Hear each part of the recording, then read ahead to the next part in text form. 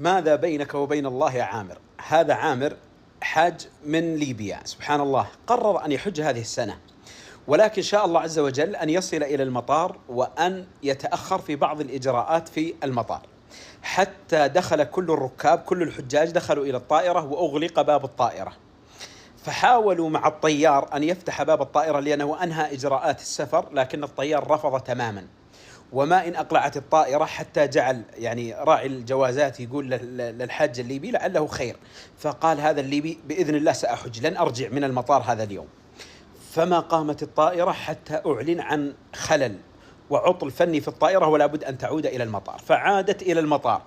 وبعد أن أصلحوا العطل قالوا للطيار، قالوا لو تفتح باب الطائرة باقي حاج واحد من أجل أن يأتي معكم. قال لا والله يعني يحتاج لك كذا وأمور، فرفض. فقامت الطائرة مرة ثانية، وقال صاحب الجوازات لعامر قلت لك يا عامر الله يعوضك خير إن شاء الله. فقال عامر وأنا قلت لك أنا نويت الحج ما برجع من المطار. فقامت الطائرة مرة ثانية وأقلعت، فأعلن عن خلل فني آخر، فعادت الطائرة إلى أرض المطار وأصلح الخلل الفني فيها. فقال كابتن الطائرة قال والله لا أقلع حتى يركب عامر، افتحوا لعامر، السبب هو عامر.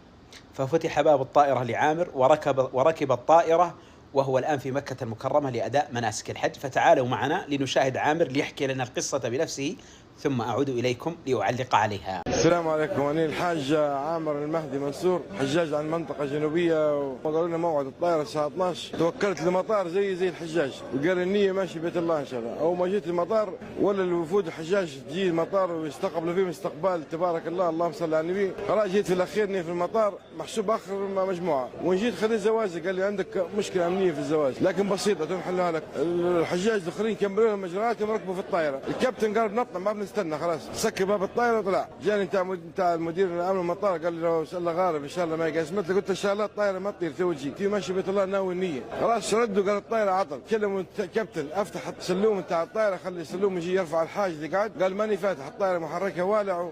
وجاني نفسه مدير الامن قال لي ما تكدر بالك ربك ما يقسمت لي، قلت له والله منادي ماني مروح من المطار. طارت مرتين ما ردت من جديد، الكابتن قال لهم والله ماني راكب كما جبتوا لي عامر، تو احنا في بيت الله الحمد لله.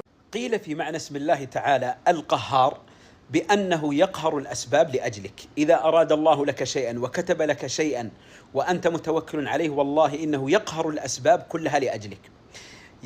يعني طائرة طارت مرتين ويرجعها الله عز وجل من أجل هذا الرجل الذي توكل على الله عز وجل، طبعا فيما يبدو وفي يقين هذا الرجل وتوكله على الله سبحانه وتعالى. لذلك لا تشغل بالك كثيرا ولا تنشغل بأمور معقدة في هذه الحياة، فمهما كانت الفرصة منتهية ومهما كانت الأبواب مغلقة ومهما كانت الدائرة قد دارت، لا بد أن يأتي الله عز وجل إليك بالفرج. فقط توكل على الله سبحانه وتعالى وثق بالله عز وجل. إذا ابتليت فثق بالله وارض به، إن الذي يكشف البلوى هو الله. وكما قيل ضاقت فلما استحكمت حلقاتها فرجت وكنت أظنها لا تفرج.